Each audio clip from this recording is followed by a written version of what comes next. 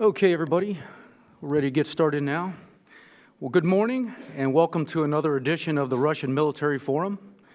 For those of you who have not previously attended such an event, I thought I would start off by introducing the series. The Russian Military Forum is a recently new initiative of the Russia and Eurasia program here at CSIS. Under its guise, we expect to hold a series of events over the next year on key issues regarding Russia's military and its defense and security policy. Among the topics we anticipate covering will be a deep look at Russia's military strategy, the progress of its military modernization programs, and probably a look at some of the individual service branches and how they're progressing. So welcome to all of you, and I hope you'll be able to attend some of these events going forward. Of course, the focus of today's event is on Russia's hybrid warfare campaign in Ukraine. And before I introduce today's speaker, I thought I would start off by saying a few words about the topic just to provide a little context. First, the advent of Russia's hybrid warfare methodology in Ukraine has clearly emerged as one of the key issues arising out of the conflict. And it has deservedly received widespread attention in the media and in the policy community in general. Russia's actions in Ukraine, especially its hybrid warfare methods, have clearly challenged the West in new and unprecedented ways. And that is because Russia's military involvement in Ukraine has been anything but conventional. In Crimea, Russia launched a stealth campaign relying primarily on elite troops, often without insignia, the so-called Little Green Men, to rapidly seize and gain control of Crimea, the Crimean Peninsula, in a relatively bloodless affair. And by contrast, in eastern Ukraine, Russia has used, and at times bewildering, a mix of both military and non-military measures to achieve its objectives, albeit with considerable bloodshed. For the most part, Russia has chosen to fight unconventionally, acting indirectly through armed rebels and so-called volunteers which have been dispatched to the Donbas region. At other times, Russia has chosen to act directly, inserting its own regular forces as and when it deemed necessary to tip the balance of the fighting in its favor. In addition, Russia has employed a number of non-military means to enhance and achieve its objectives in Ukraine, using economic measures such as cutting off or threatening to cut off oil and gas to both Ukraine and Western Europe itself, denying Ukrainian industry access to Russian markets, deploying spyware and launching cyber attacks on Ukrainian government sites, using diplomatic delaying tactics such as engaging in endless ceasefire negotiations, and perhaps most importantly of all, conducting sophisticated information operations both to undermine the support of the Maidan regime and to bolster support for Russia's actions in both Ukraine and in Russia itself. Throughout, Russia is engaged in an active campaign of denial designed to disguise the extent of its involvement in Ukraine. And thus far, these tactics have been quite effective. While the West has been struggling to formulate an effective response, the Ukrainian army is losing the war on the ground. All of this raises a number of important questions, both for Ukraine and the West. How does Russia's hybrid campaign actually work? Just what are the specific methods that Russia has been using in Ukraine? What are the origins of Russia's hybrid warfare approach? How much does it represent deliberately formulated doctrine that had been planned in advance, or how much are the Russians just winging it as they go along? Are these methods transferable to other potential conflicts? For example, could we see these kinds of methods used in the Baltics? Why has the West struggled to mount an effective response to this new hybrid war campaign? And what should the West do to counter these measures going forward? To explore some of these topics further, we are extremely fortunate to have with us today Dr. Philip Carber. Dr. Carber is currently president of the Potomac Foundation, a defense and foreign policy think tank located here in the D.C. area. He is also an adjunct professor at Georgetown University's Department of Government, where he lectures on military and security affairs. He's a veteran military analyst with a distinguished career both inside and outside of government. Among the highlights, he previously served as as an advisor on strategy for former Secretary of Defense Caspar Weinberger. Most importantly for our purposes today, Dr. Karber has conducted 12 separate fact-finding missions to eastern Ukraine since the crisis erupted, holding discussions with a variety of both military and civilian participants in the campaign. And he is here with us today to share some of those insights that he has gained. So with that background in mind, I am pleased to welcome our guest speaker, Dr. Philip Karber. And Phil, thanks again for joining us today, and I'll turn the floor over to you. Thank you, Paul. It's great to be back at CSIS. I was a doctoral fellow here in the late 60s at CSIS, not in this building. At the time, we were above a grocery store on 18th Street. The only thing we in the grocery store had in common were the roaches.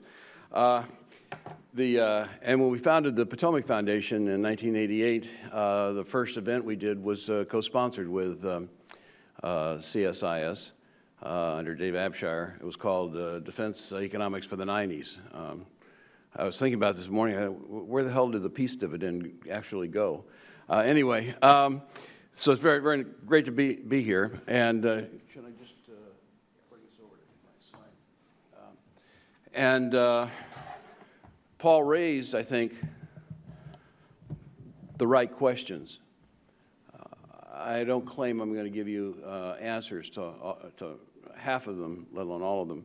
But I'd like to give you a perspective. Some of it will be personal, and some of it will be analytical. I got started a year ago this month because Potomac had ran over 1,000 seminars for over a 20-year period in helping a number of the former Warsaw Pact and Soviet republics who were interested in more Western orientation. When the new interim government came in, they sent a letter and said, hey, we had attended some of your seminars before. Would you come over and do an assessment of our situation? I was interested in doing that, but I felt like it was important to do it as a bipartisan effort. At the time, at least whatever independent assessment one came out with didn't end up being just politicized. So I reached out to an old friend and colleague, known for 30 years, General Wesley Clark, a former NATO commander, former 2004 Democratic presidential candidate. And the two of us decided to do it as a bipartisan effort. I called him on a Friday, and 72 hours later, we were in Kiev. Over the last year, we sort of had a division of labor.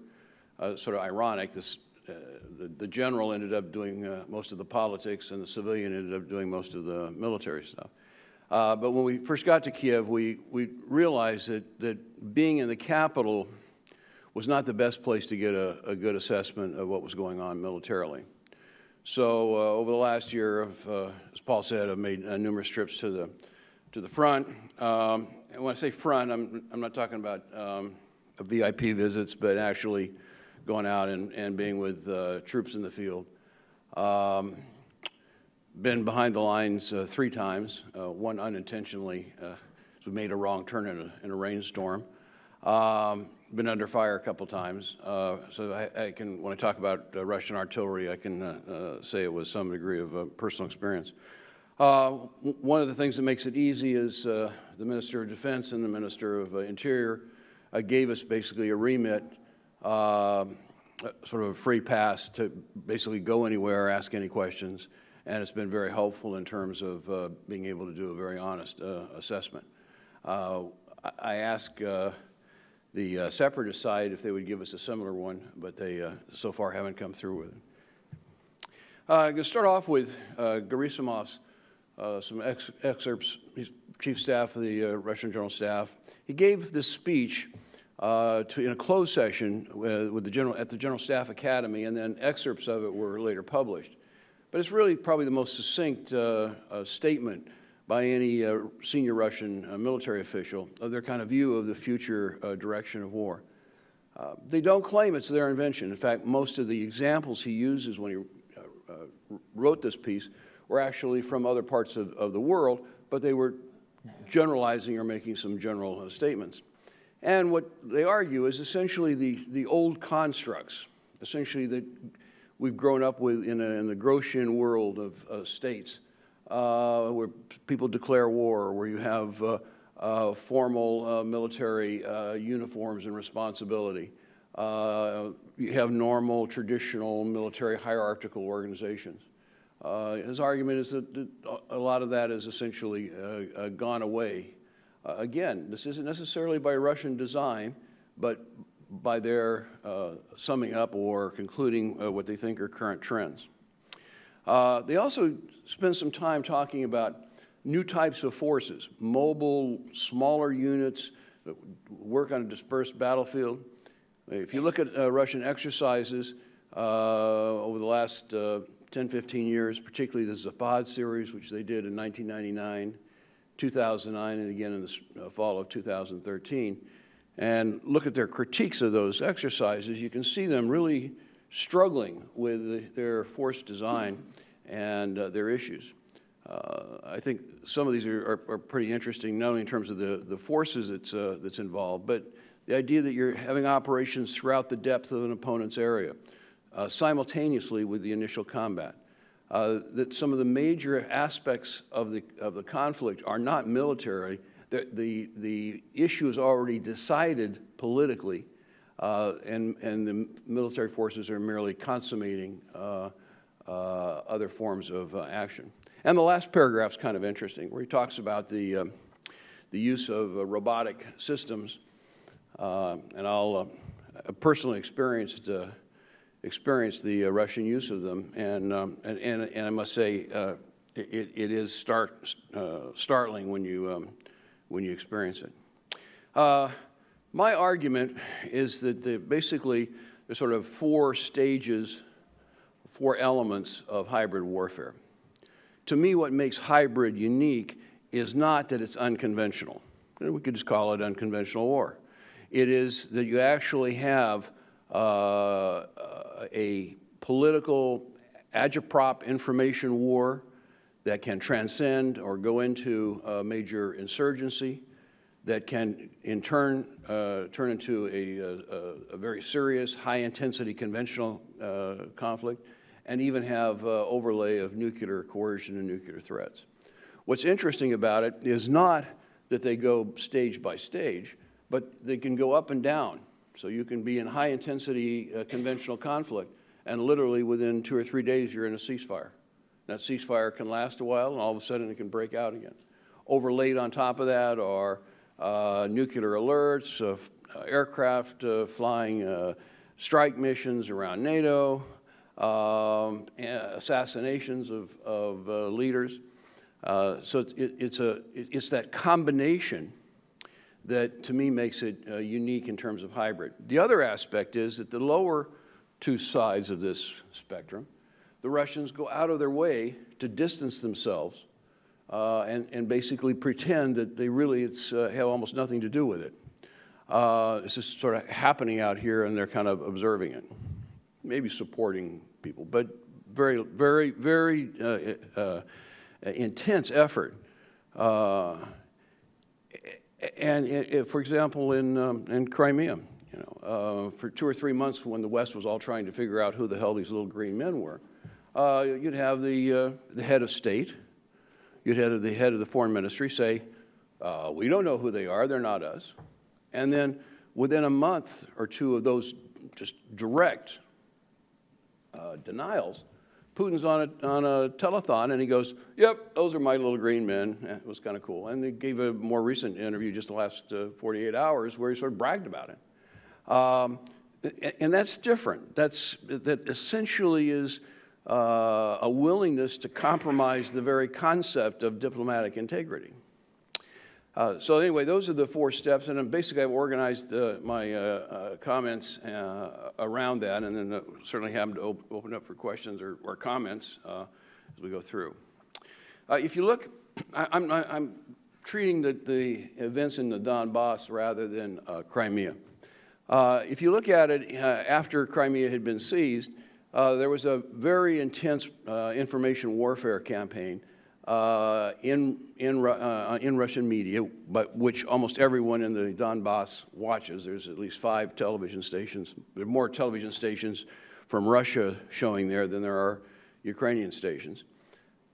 And the majority of the people speak Russian, though idea of who speaks what in Ukraine is a little bit of a misnomer. I mean, if you walk around the Ministry of Defense, 75% of everybody's talking in Russian, so it's not like this is just a small ethnic enclave. So, but there was this campaign of essentially protests. Large groups of people, they would sometimes bus people in from Rostov or Crimea to join the protests. Sometimes it got a little bit pushy or shovey, but basically it had all the markings of a legitimate protest movement, along with a very vociferous information campaign. Then it started getting dark. Politicians were abducted. A senior politician's child was taken and taken to Moscow, and he had to negotiate her release. The guy that you see there on the grass is pulled out of his car, thrown in the trunk, and about 2 weeks later was found after he'd been tortured horrifically, I might add, in a lake. In many of the towns in and around the Donbas area, you'll have walls, and those walls are heartbreaking. It's pictures. Have you seen my father? Have you seen my brother? Have you seen my son? My guess is that there's somewhere between 1,000 or 2,000 missing people that have just disappeared. Organizations such as Amnesty International have documented abductions and so forth. I had a chance to, in January, 6 weeks ago, I had a chance to go behind the lines and interview 3 members of the executive committee of the resistance in the Donbas. A Jewish professor who described how now he has an observer in all of his classes, that some of his students have been recruited to report on his lectures and any student comments. A steel worker who was a separatist, wants the Donbas to be separate from Ukraine. But after the Chechen mercenaries abducted and raped his daughter, he's no longer on that side. And a businessman who is forcibly required to do business, has to attend meetings. He has people in his office or in his plant who are stooges, basically people who report on everything that goes on. There is a Stalinist repression settling in the Donbas that virtually goes unnoticed in the Western press. As March went on, and you had this protest, the Russians did something else. They mobilized the Russian army on the eastern Ukrainian border and put about 80 battalions worth of combat equipment from Chernigov all the way around down as far as Rostov. I think there's fairly good evidence that they were exploring, or at least believe they had a quick run option to seize Kiev and essentially take over Ukraine, at least as far as the Dnieper.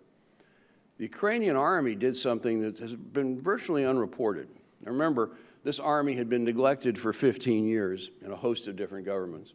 It had been essentially reduced to a territorial army, and because they were on old Russian bases, 75% of that army was on the west side of the Dnieper. They did the largest mobilization and redeployment of any army in Central or Western Europe since the end of World War II. Virtually miraculous. They moved 11 brigades from the west and got them up to the border.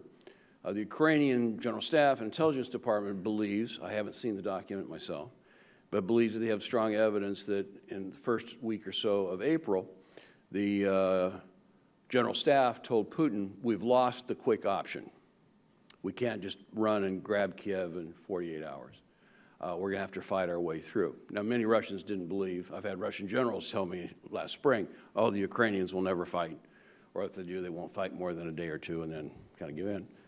But nonetheless, Putin faced, I think, based on that information, Putin faced a choice. Does he launch an attack, or does he take Plan B? And Plan B in this case was essentially a hybrid campaign in the Donbas.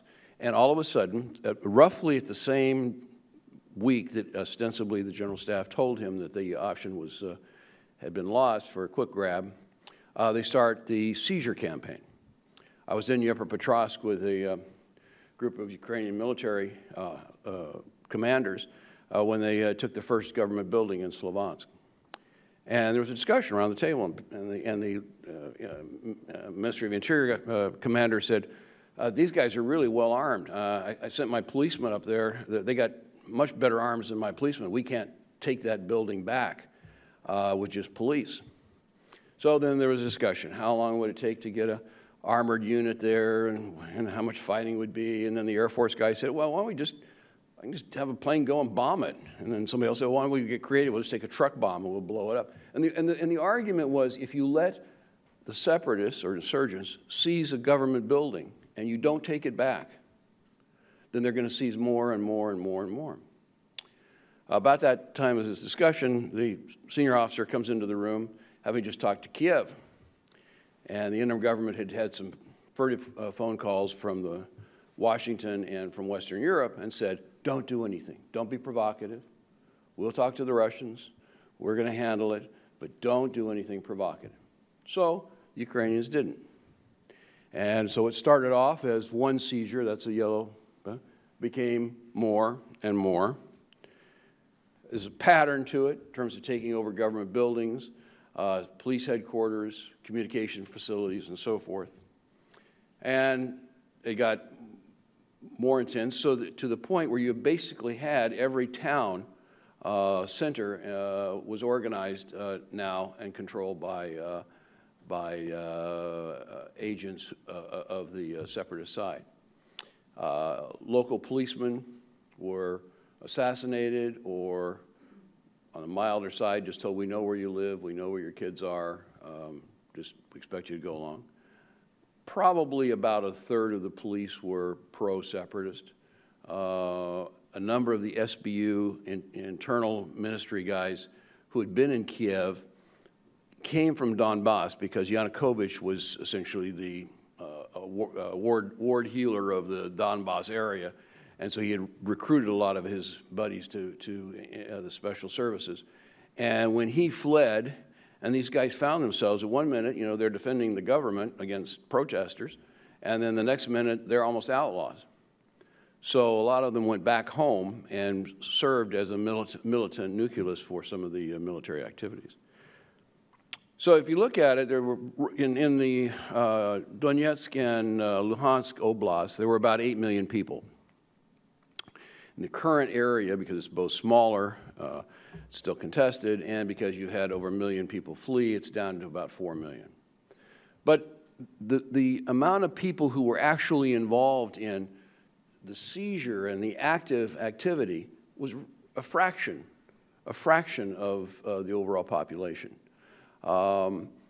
If you go and talk to people, both in behind the lines or in cities that have since been liberated back by the government, the vast majority of people had complaints about a centralized government in Kiev. For example, the local governors are appointed by Kiev. They're not elected by the local people. It's kind of the Rust Belt. They were in high times during the Soviet period and sort of fallen on bad economic times in the region. It has the highest alcoholism, highest suicide rate in Ukraine. So it's kind of a semi-depressed region. They have complaints, but the vast majority of people just want to live. They don't want to have a war in their backyard. They don't want to have their sons killed on one side or the other. They just want to go along, get along. But a relatively small group of people were able to essentially create a government. Here's two of the guys. These two fellows had been in Crimea. They were the number 3 and number 4 man who had pulled off the Crimean coup, and then they were brought in to organize the Donetsk thing. Here they are holding a press conference a week after at the same table in front of the same map. They had paraded the OSCE observers who had been abducted and tortured. You hear stuff about right-wing guys in In the Ukrainian side, you don't typically hear about a lot of right-wing guys on the other side. The right-wing phenomena is going throughout Europe. And calling it right or left, I think it's a sort of a militant nationalism as opposed to particularly right or left. So here you have members of the Luhansk SWAT team and two brothers, and they're both neo-Nazis. And they're proud of it. They go on Facebook. This young man over here on the right has sort of a bit of a weird streak. He posted on his Facebook beheading a puppy and eating it. So you get an element of the sort of macho nationalists. It's interesting, in the last elections in Ukraine, on the Ukrainian side, the right nationalist crowd got less than 5% of the vote. By that comparison, France is a neo-Nazi haven because they got 15% or something there. They've now created the Donetsk and Luhansk People's Republics. And these are, this isn't an accidental name, like the similarities with a ruling structure, not necessarily communist, but a ruling structure that I describe as Stalinist, is very visible in both of those areas. And they're fairly clear about their objectives. They view themselves as the cutting edge of Novorossiya. And Novorossiya is Russia's, ought to be part of Russia. And they view it as their stated objective. When they started the new winter offensive on the 17th of January, the leader of the Donetsk group was very clear what his strategic objectives were. They want everything from Kharkiv all the way to Odessa. Initially, they brought in a number of rough elements, and they were so counterproductive in terms of their rapine and pillage of the local population. The Russians then brought in Chechen police, and there's 40,000 of them who have signed a loyalty oath to Putin to help Russia police itself. And they came in and played hardball with their own guys. So this guy had his heart cut out, and you can actually see the video of people playing volleyball with his heart. I'm not trying to gross people out, but if you want to have a sense of what's happening there, some of these images are the reality, and we need to realize that. Putin has said that he doesn't care if an area has a minority Russian population. He has the right to defend them, to intervene for them, and even incorporate that area that they're in, even if they're a minority, into Russia if that's what's necessary. So these give the percentages of ethnic Russians. So Novorossiya, outside of Crimea, would still be only a quarter. The Russians also, when you can read in Voyenny Misl, Russian Journal of the General Staff, Military Thought, they're very clear about some of the military objectives in this area. Kharkiv is one of the major tank and automotive plants in Ukraine. Dnepropetrovsk, when I was at Dnepropetrovsk, you walk through the Yuzhmash missile factory, and you can actually have Russian ICBMs laying there being outfitted with Ukrainian technology. Also, Nikolaev is one of the great ports on the Black Sea. So there are military objectives, and they're very clear. It's not the only reason they're doing it, but certainly it's a factor, and they're very blunt about it. So in this process, there's a series of stages that they seem to be going through, and I'll just kind of walk through these. Here you see in March the emphasis on protest. Then in April, seizures, and then the violence, and creating essentially a separate state in May. Along with it, on this map, by the way, you see a little white deal. Those are infrastructure. Those are bridges being blown. So a lot of infrastructure damage goes with it. In May, then there begins a flood of Russian military equipment. And the amounts of it are so extensive. Of course, the narrative is, oh, they just captured these from the Ukrainians. And so this isn't really Russian equipment. It's because Ukraine inherited 99.9% of its military equipment from the old Soviet Union. There are probably 85% of the equipment is still common. So the argument is, oh, well, they just captured it. But in fact, there were areas where they were crossing the border. The Ukrainians were trying to control those. It ends up being about a dozen different crossing points.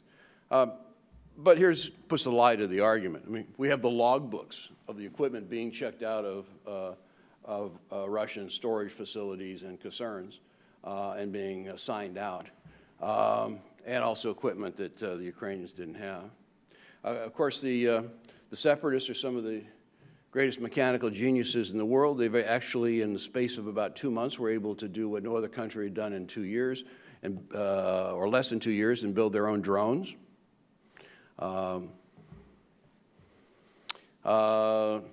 These are, this is the suppressor that's only available on Russian Spetsnaz units. This is their level 5 body armor. I brought some back with me on the last trip.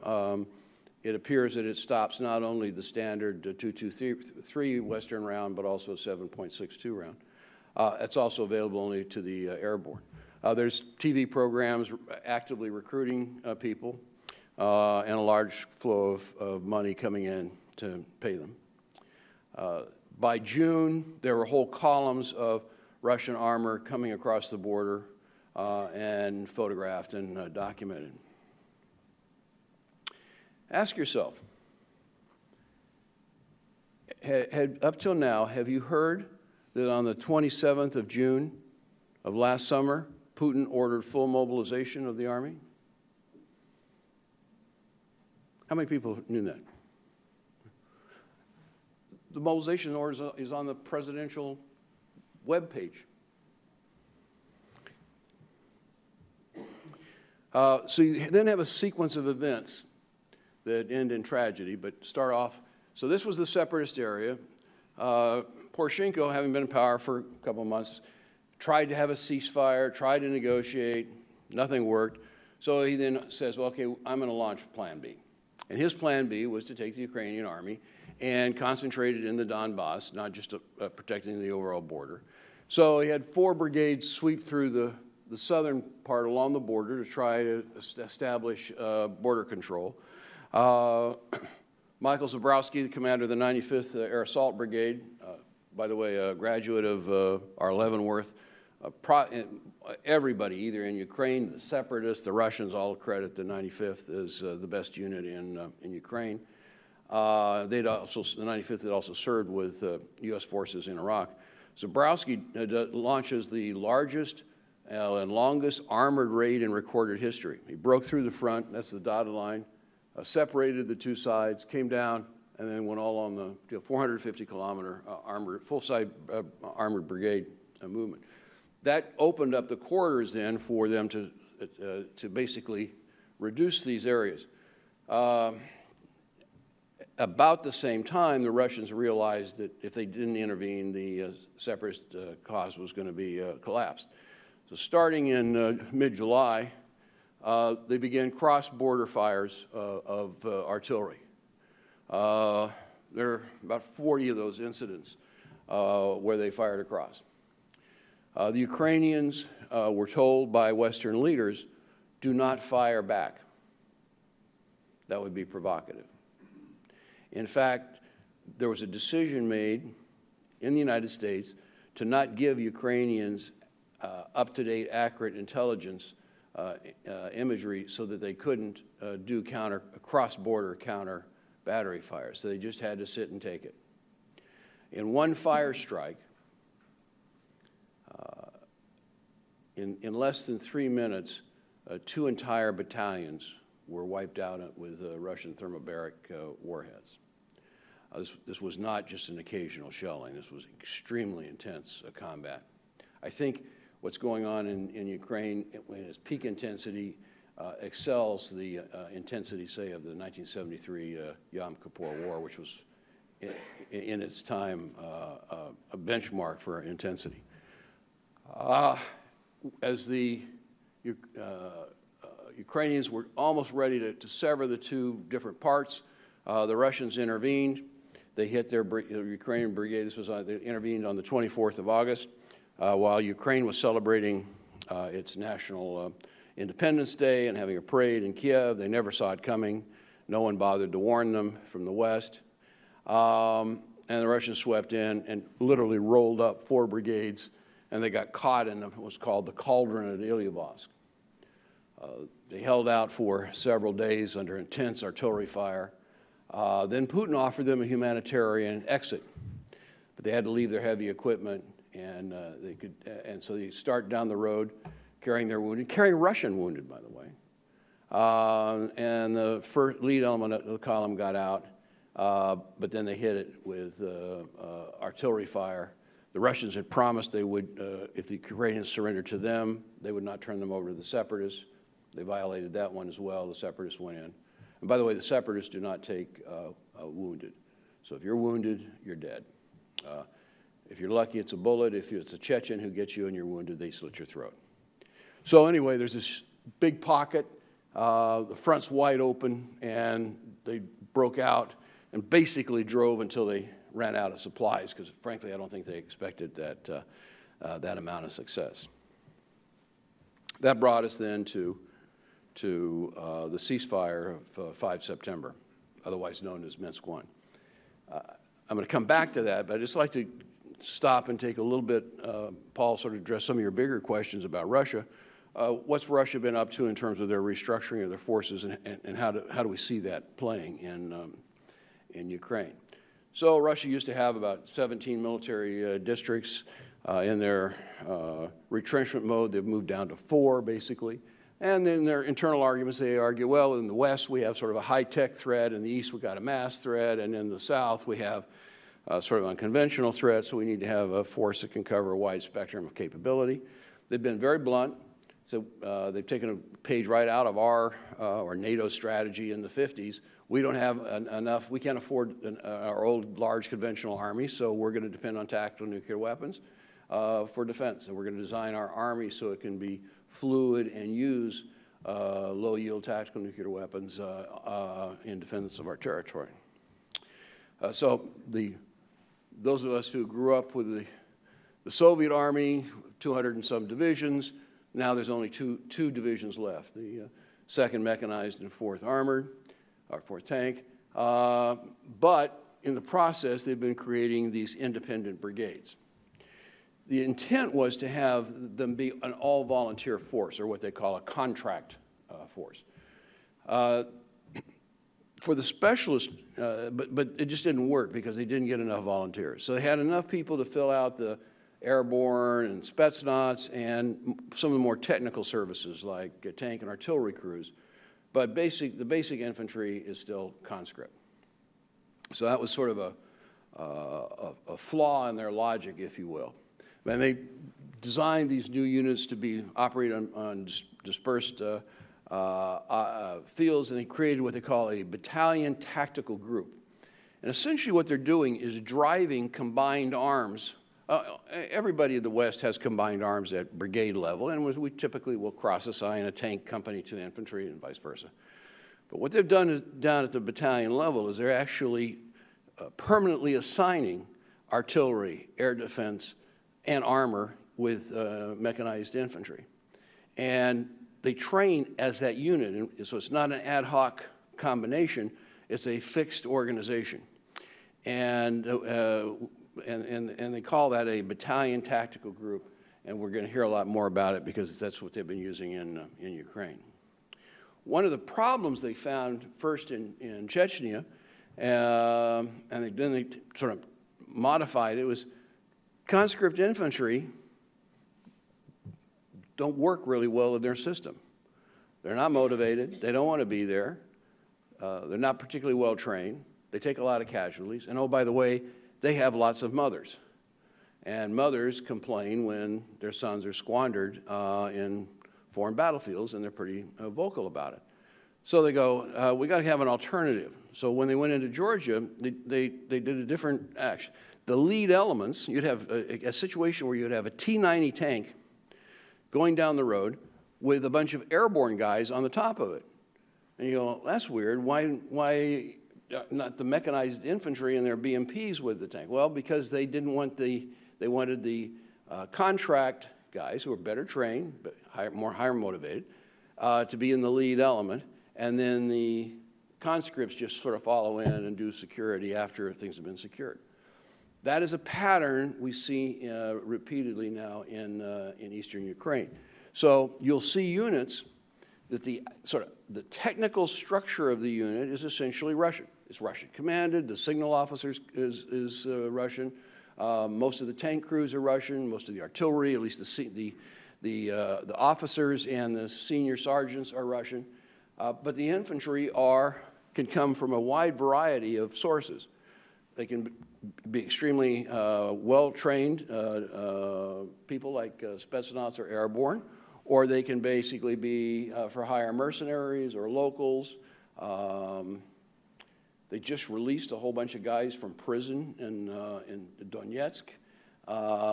And so some of these guys are now serving as this sort of cannon fodder infantry. And also then separatists. So, and I don't think the purpose is necessarily to disguise their role. Purpose is basically to have cannon fodder so you're not killing a bunch of Russian conscript kids. But it has the effect of adding a lot of confusion. So when Seizure says, oh, well, there's Russian units that you're operating against, you're fighting against, and then the Ukrainian chief of staff says, well, no, we're not fighting Russians, we're fighting separatists. Both of them are right.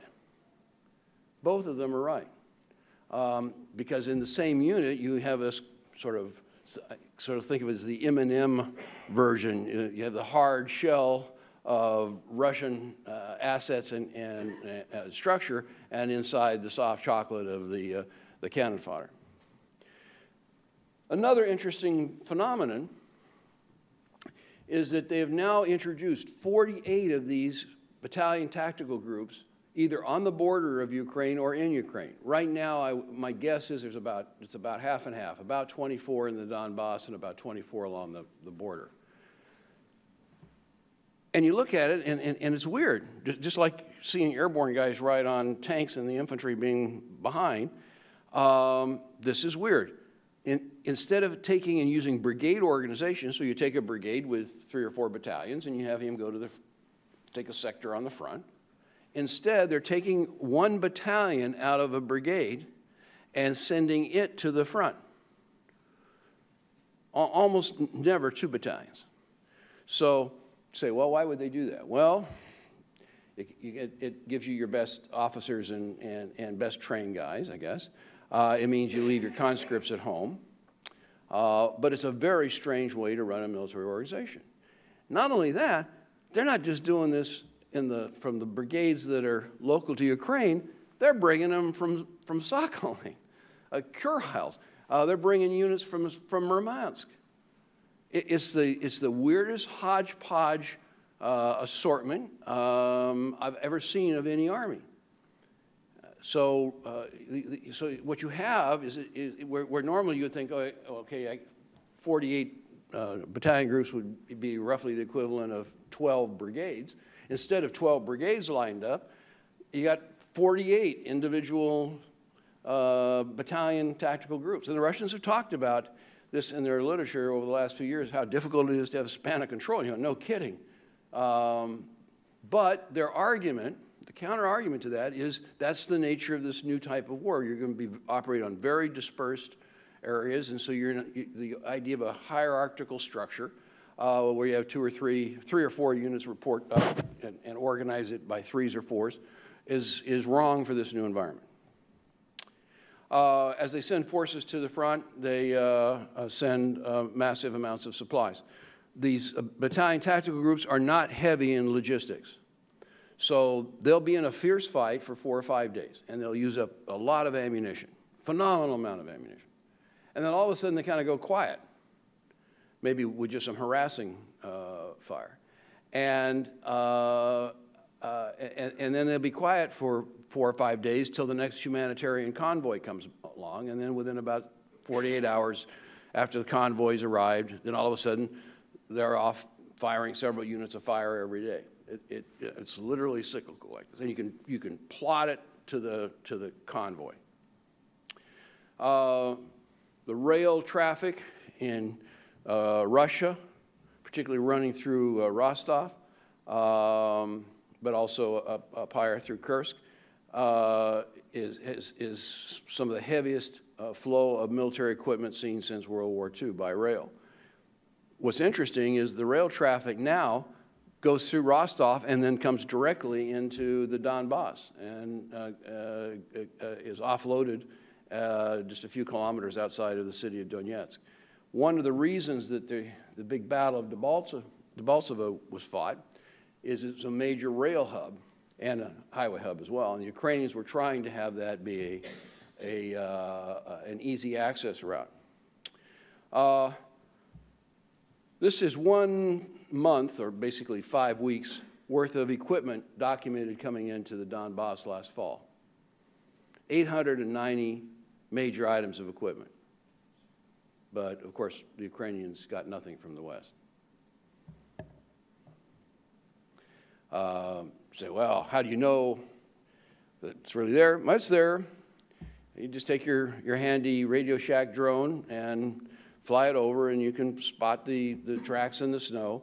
It's also sort of interesting. This, by the way, is a Ukrainian video from a Ukrainian UAV. But every one of these pictures, the vehicle is located next to civilian housing. When I was in the South, and we wanted to try and find the T-90s that were reported that it had intervened on the southern coast. They were there, and they were essentially in an apartment complex of high-rises, but parked in between the buildings. So there's an intentional effort to try to hide the military equipment, or if not hide it, sequester it among civilian targets, so then if it's hit, you're hitting civilians. This is based on Ukrainian data. By the way, there is a difference between Ukrainian data and various Western intelligence agencies. I have never found the Ukrainians lying to me or misleading me. They're very open about what their numbers are, how they get them. That doesn't mean they're always right, but the idea that they sort of want to inflate everything just to pander to for Western help or something, I haven't experienced. With the exception of their casualty numbers.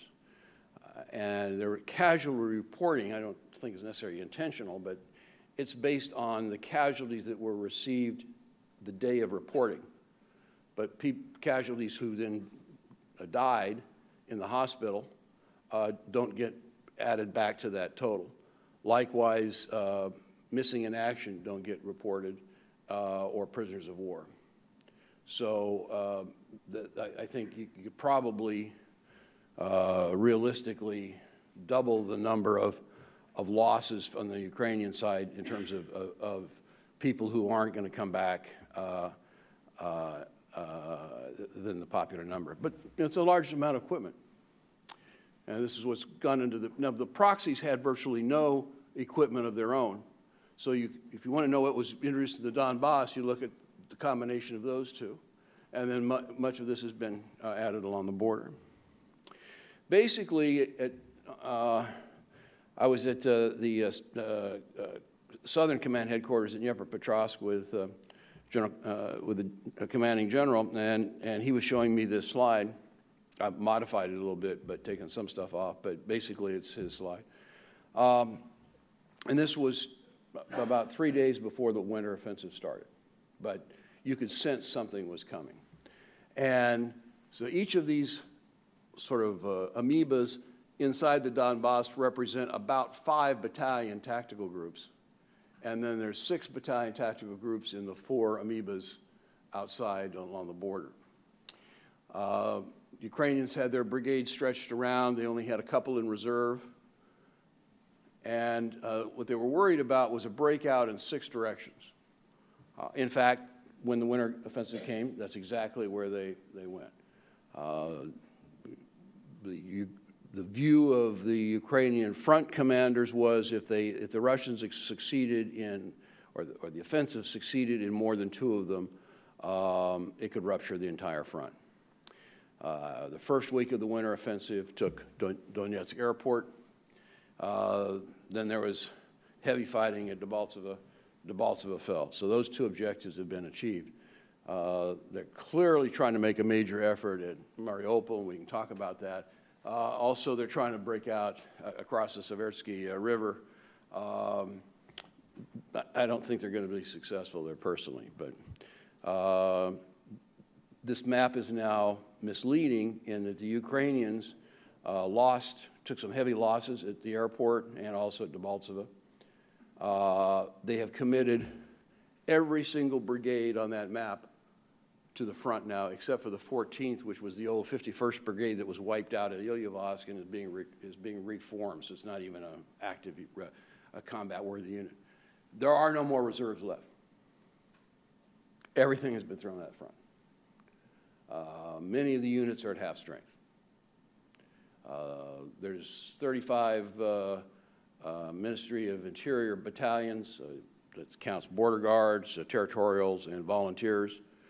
25 of those are at the front, and many of them are probably most of them are now down at company strength. The Ukrainians are low on artillery ammunition. So it's going to be a much more fragile environment. The dotted line is where you would have the Donetsk and Luhansk oblasts as one entity. There's an argument, and it's an interesting one, that is their intermediate objective, because once they get to that area, then there's the belief that they and the Russians have an agreement that the Russians will recognize that entity as a state and have an alliance with it, which will then authorize its deployment of overt Russian military forces to it. And the model, by the way, is what happened in Ossetia, which was culminated just about a week ago. Now, that does not necessarily mean it's the end of combat operations. If the front breaks open to the west, there's basically no terrain feature short of this line, Melitopol and Zaporozhye, the river line. This is tank country. When the ground is dried in another 6 weeks, that's wide open blitzkrieg country. And there is no discernible natural defense line there if you fall off the current defense line. So it's wide open. To the north west, there's a series of rivers, but the one objective is ostensibly Kharkiv. So a breakout to the northwest could either swing around Dnipropetrovsk or head north. If the Russians decided to intervene, which they could, the forces could outflank Kharkiv and link up with these guys. That would give them a land link to Crimea, basically take everything south of Poltava and east of the Dnieper, and give them the option if they want to go all the way to Transnistria. So the potential for dramatic change is there. I'm not predicting it, but it is there. I've been wrong just about every month except for twice. When General Clark and I we spent 3 hours with a full session of the House Armed Services Committee on the 23rd of July, I made the mistake of predicting that the Russians would attack in August, and they did. And then I made a similar prediction just before Christmas, and they did. So I'm not predicting what can happen, but That front is getting extremely fragile, and there are not the natural terrain obstacles for fallback positions. And so as that army gets pushed off its current defenses, the front expands and the terrain opens up, which is not a good sign. Talk briefly about the Winter War. This is, as of 4 February when I was there, this is where Ukrainian intelligence had each of those little arrows is one of those battalion tactical groups. These sort of pink amoebas are the locations of battalion-size separatist units. So you can see that the battalion tactical groups were actually in the lead in virtually all of the fighting. They'd already taken Donetsk airport here, and they were trying to cut off Debaltseve.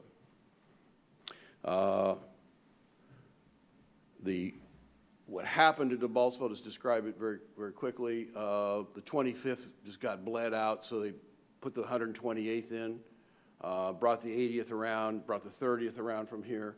So you had 3 full brigades into that pocket. It got some of the most intense combat Europe I think it is the most intense combat Europe has seen. I don't think anything even in the Balkans matched it. The 128th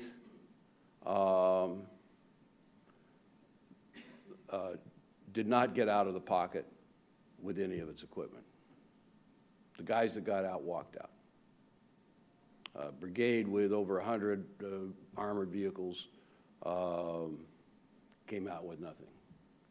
The 25th, which was normally have BRDMs, armored vehicles, has none left. At the airport, I was there and had a chance to be with the kids. I was at Pitsky, which was about a kilometer away from the airport, and that was sort of the staging area. And I had a chance to talk to the kids who went in and ended up being the last. None of them got out. It is a very intense combat. This is the airport. This is what it used to look like, one of the most modern airports in Europe. And you can see each of them just massively destroyed. When the Chechens went in, they slit the throats of all the wounded. They'd held it out for 240 days. One of the things I want to raise is, I know this is a forum on Russia, but it's worth asking, why do the Ukrainians keep getting in this situation? That is, they put up a really good defense. They fight like hell. They give 3 to 4 times as many casualties as they receive in a fixed battle. Then they end up getting in a pocket, and then either the pocket's destroyed, or if they get out, they lose all their equipment in the process. And I think it's explainable. So this is me standing at this crossroads. That's an aerial view. So what you have here in this front is not a linear defense. It's a whole series of strong points. And the strong points can be 4 to 5 kilometers apart. Now the problem is that Ukraine doesn't have any effective anti-tank guided missiles for their infantry. So if you're going to try and stop a tank, and the reason is the stock that they have. First of all, we paid them to get rid of a lot of their stocks in the 90s. Secondly, and also a lot of their air defense SA-7s, much to their regret now, and a huge amount of ammunition. But the old anti-tank guided missiles they have, the Semtex is timed out, so only about 1 in 3 actually go off. So if you want to stop a tank attack, you basically dig in, and when you get hit and the tank starts to overrun you, as they drive by, then you fire from behind, because every tank in the Donbas has reactive armor. These are metal boxes with explosive. When the Missile hits, the box explodes out and deforms the heat jet on the missile. It's very effective. That's me on the top. This tank had 3 RPG hits and 1 AT-5 hit on it, and none of them had penetrated. This is a Russian, by the way, T-64B tank. This is the first one that an outsider confirmed, because I crawled in the tank, read the serial number, went back to Kiev, went through the records, and this tank was never in service with the Ukrainian army. It had always been a Russian tank. But basically, they don't have any way of stopping that armor. So what happens then, here's another position. This is, by the way, shot from a Russian drone. That's the drone there, the guy carrying it. They dig in a position. They have some artillery. They have to penny packet their tanks out because the infantry can't stop armor. So instead of having your own armor as a counterattack force or a mobile reserve, it's pitted like the French did in 1940. It's a stupid strategy, but you don't have any choice because you have to have something to stop armor, and the infantry don't. So what happens is one or two of these things along this front get overrun, and then you're outflanked, and next thing there's a pocket, and you're stuck in the pocket. And then all the artillery zeroes in on you, and the pocket closes, and then you're forced into a breakout, and the breakout usually means that you lose all your heavy equipment because the guys just go out at night through the woods because you can't survive with your heavy equipment. So when people talk in Washington in these wonderful abstract tones about, well, you know, is it escalatory for us to give anti-tank weapons to the Ukrainians? Basically, they need what's called a tandem warhead, either Javelin or TOW2, which has 2 warheads. So the first warhead explodes the reactive armor, and the second warhead burns through the tank. We have these sort of abstract discussions. But what's killing that army is their inability to stop mechanized forces. Or to react when there's a breakthrough or an outflanking. One could say that the failure of the ceasefire, which I'll get to in a minute, of Minsk I, was a direct result of 2 decisions. One, by Putin to keep supplying and fueling the conflict, and secondly, done here in Washington, because we refused to give the Ukrainians, ever since summer, any of these anti-tank weapons. They don't want them as a gift. They want to buy them.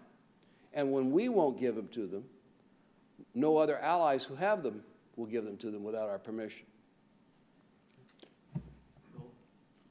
But just about done? Okay. Quickly, I mentioned artillery. There's lots of it. It's very lethal. The Russians are using lots amount of MLRS with canister warheads. In the 80s, we thought we had an advantage with these top attack munitions. Typically, we said it was from 4 to 10 times more effective as high explosive. Then along came Princess Di and the concern about mines being left on third world battlefields. So you have the Princess Di Convention. By the way, we're getting rid of all of our systems. We're going back to high explosive. But of course, the Chinese and the Russians haven't signed that. This is what it does. That entire battalion was destroyed in 3 minutes. Combination of top attack and thermobaric high explosive. This is the ceasefire. Now, if you look at that chart, that's a daily plot of major combat. That's at least 100 artillery strikes to count as one event, or 100 people involved to be classed as an event. To call what happened, Minsk I, a ceasefire is to defy all normal meaning of the English language.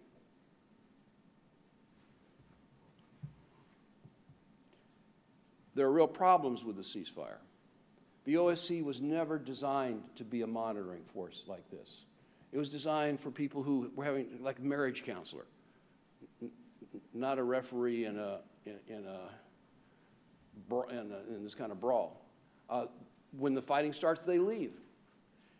They just announced that they're increasing their staff to 350 people. You couldn't monitor that ceasefire with 3,500.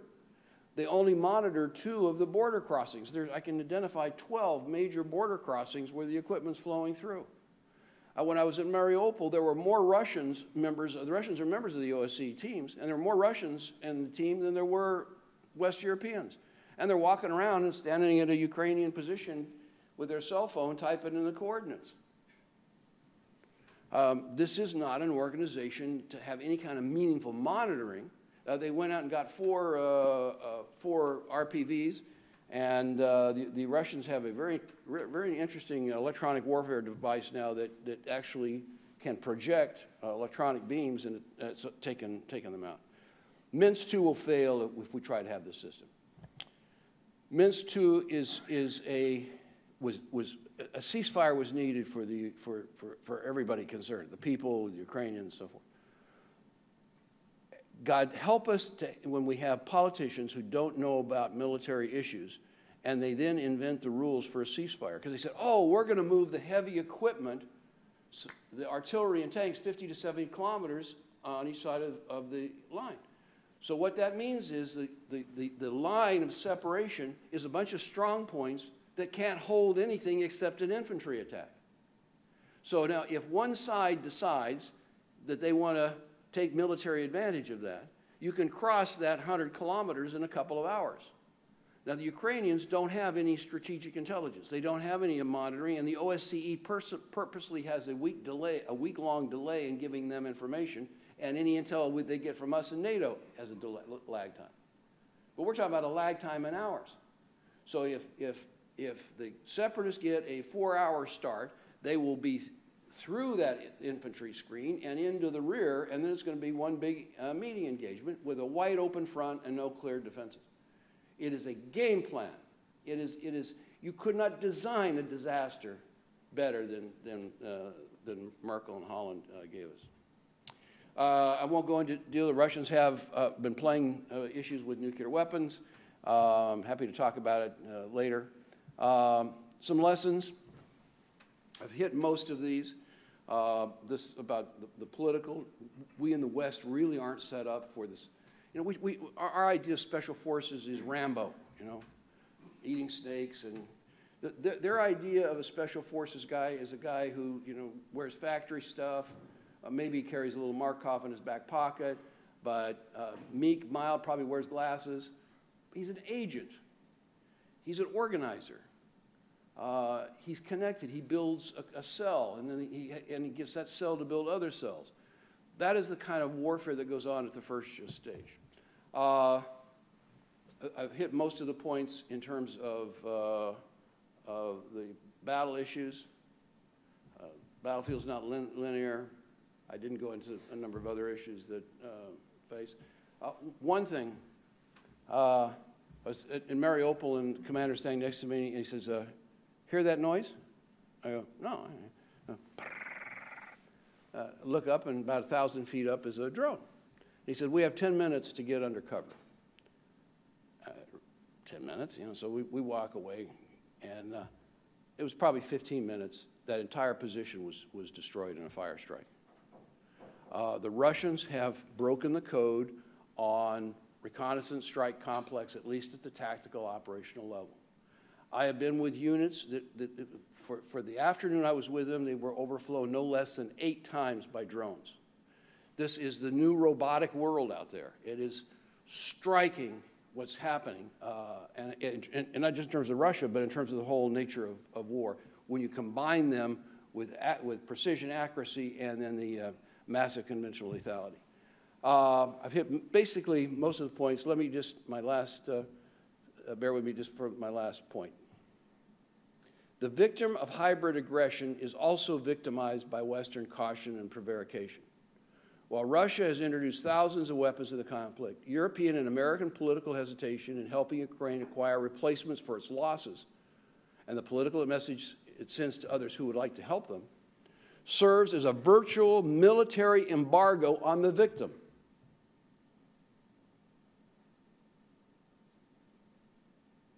Ironically, the most successful Western sanction has been against the people who we call our friends. Thank you.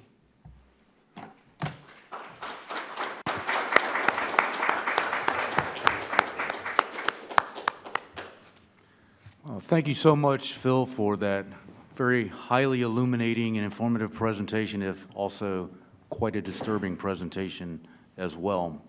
But like I said when I invited you here, I think you've demonstrated that you've been able to say things that nobody else is really talking about in the media in general, and things that I felt, and I'm sure you agree, needed wider dissemination and wider discussion. Now, given the limited time available, I'm going to forego the exercise in the usual moderator's prerogative of asking the first question and open this up for discussion from the floor. If you want to speak, ask a question, please raise your hand, and if possible, state your affiliation, and we'll try to get as many of them as possible. And since we're going to run a little bit over, I'm going to leave it open for a little bit longer than scheduled. If you need to leave, please feel free to do so. Yes, Andy. Thanks.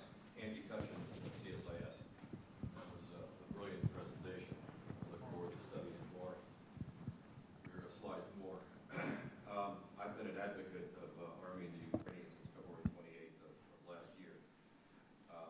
Can you please address the key argument that the Obama administration makes about Russian escalation dominance? And what are your views about that? They use that as the principal reason to not provide lethal military assistance to the Ukrainians.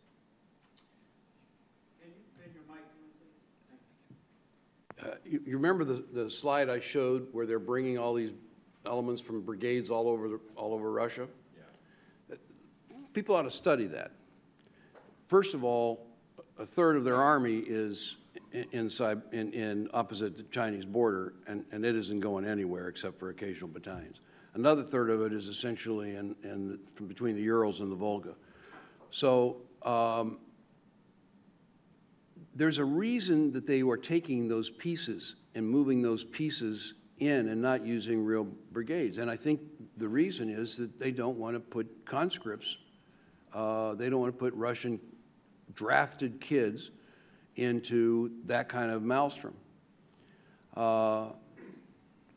Could they bring those in? Yeah, and they could double. So if there's 48 battalion tactical groups right now, they could get up to 80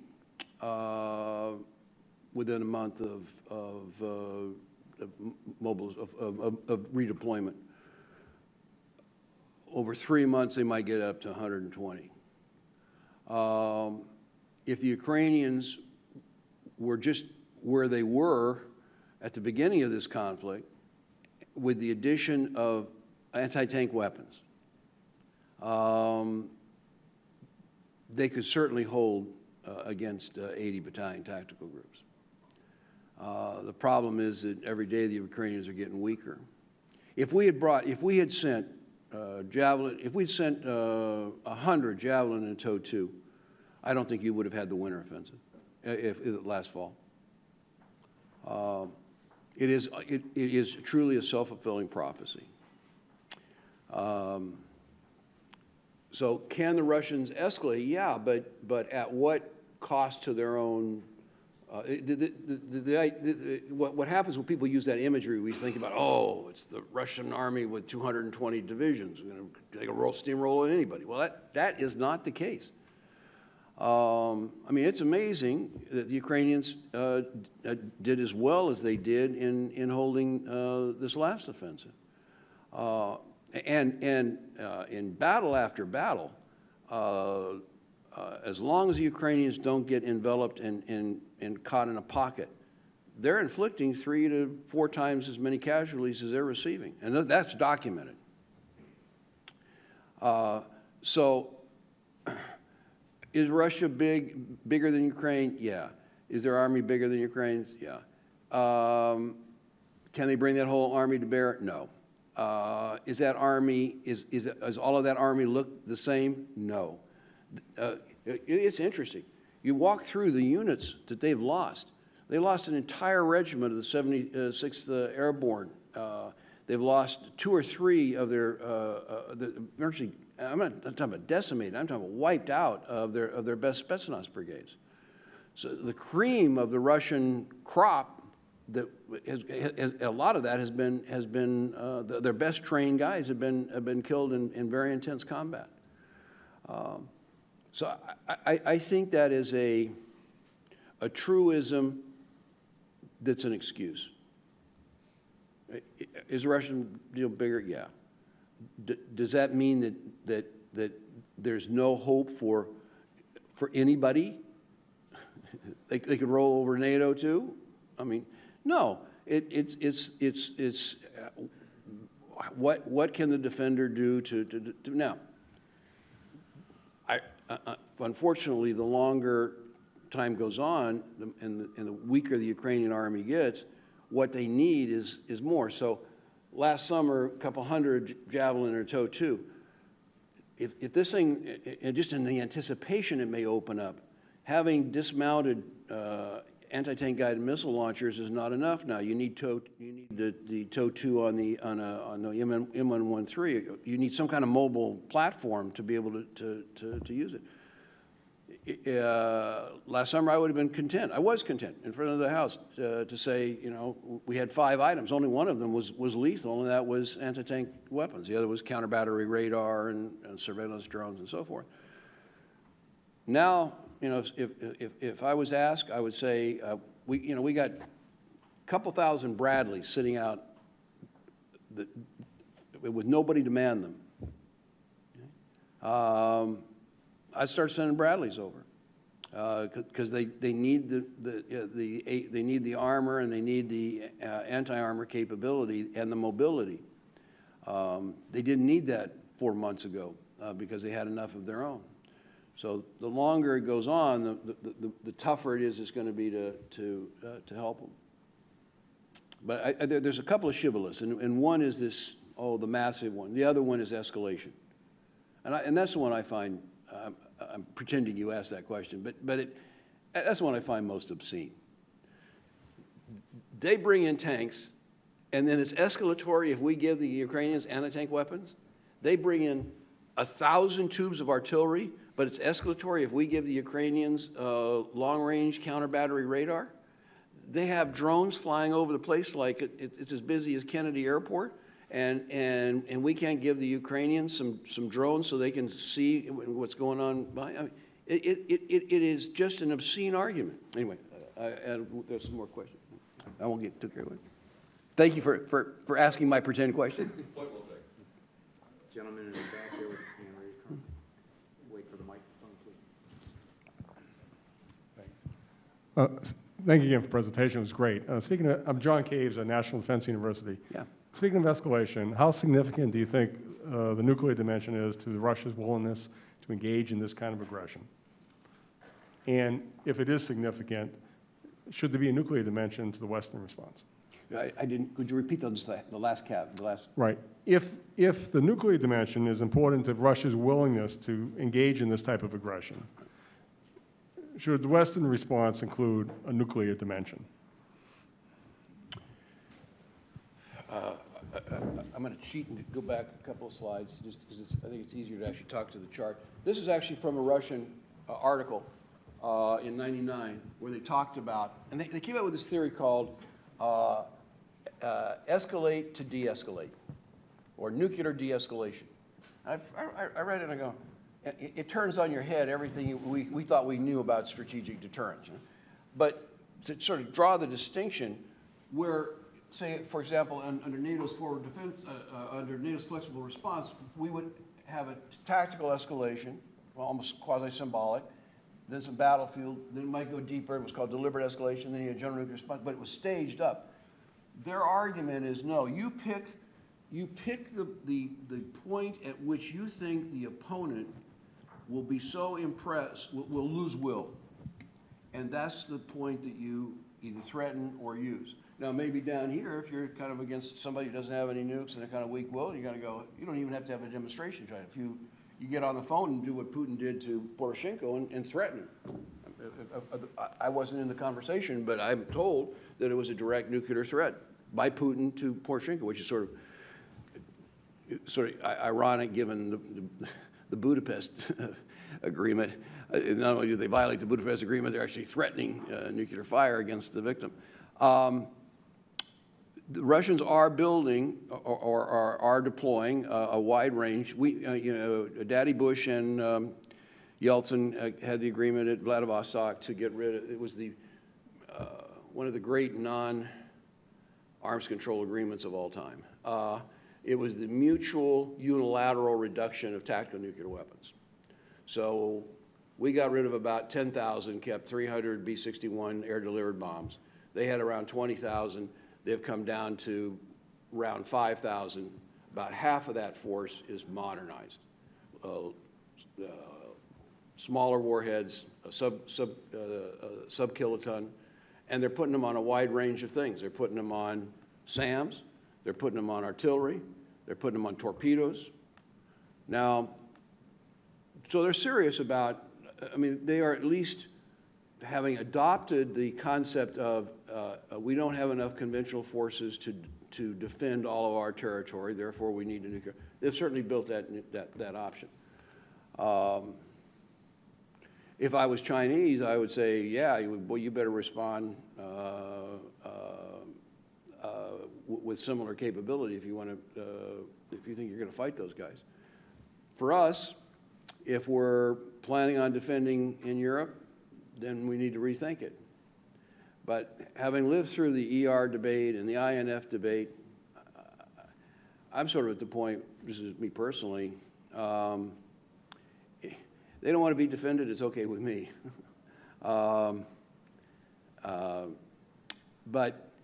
if we have people and interests that we think are important enough that we and the Russians might actually get in conflict with each other, there's two conditions that are, I think, inarguably true about tactical nuclear weapons. And because there's a huge debate, and most people think that they're not useful, but there's two conditions where they're decisive. One is when one side has them and the other doesn't, okay? That's pretty clear. The other is when both sides have them, it tends to make such a mess of the battlefield, nobody moves around, it just sort of, you turn blitzkrieg into sitzkrieg. So if you think that we're going to be in a situation where we're going to confront them,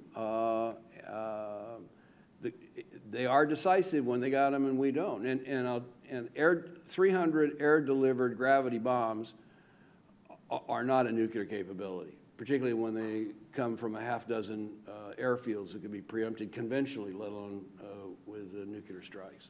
That is not a serious tactical nuclear capability if you're talking about doing that. Did I hit most of your points? Yeah, the thing I was just, trying to get at was, I think, in a sense, possibility, since Russians are very nuclear-minded, they use a lot of threats, they're very conscious they can't be out-escalated, they're more willing to take these kinds of risks.